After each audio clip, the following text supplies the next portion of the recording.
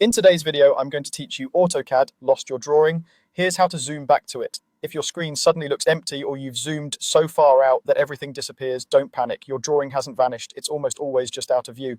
AutoCAD's model space is essentially infinite, so it's easy to get lost. The good news is there's a quick, reliable way to bring everything back without hunting around or restarting your file. First, move your cursor into the drawing area. This might sound obvious, but it's important. AutoCAD only applies zooms and pans to the active area under your cursor. If your mouse is hovering over a palette, the ribbon, or a different window, the zoom command won't target your drawing. Make sure you're squarely over the main canvas where you normally sketch and edit. Next, double-click your mouse's scroll wheel.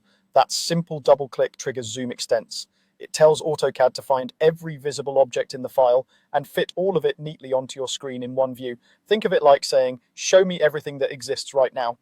In most setups, it's instant. If you're using a trackpad or a mouse without a physical wheel, use the middle click action. Your device maps to the wheel button, then double click that. You should see your geometry snap back into view, centered and scaled, so you can resume working immediately. If nothing appears after Zoom Extents, it likely means your geometry is there, but it's on layers that are turned off or frozen. Open the Layer Properties panel so you can check the status of your layers. Look for the layers that contain your key geometry and make sure they are on and thawed. A layer that is off is hidden but still counted by the file.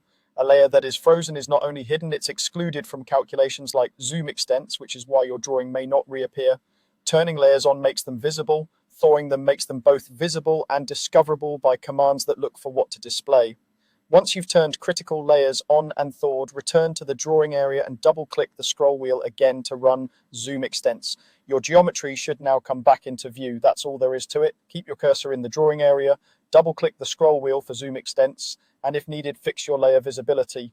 With these quick checks, you can recover your view in seconds and keep your project moving.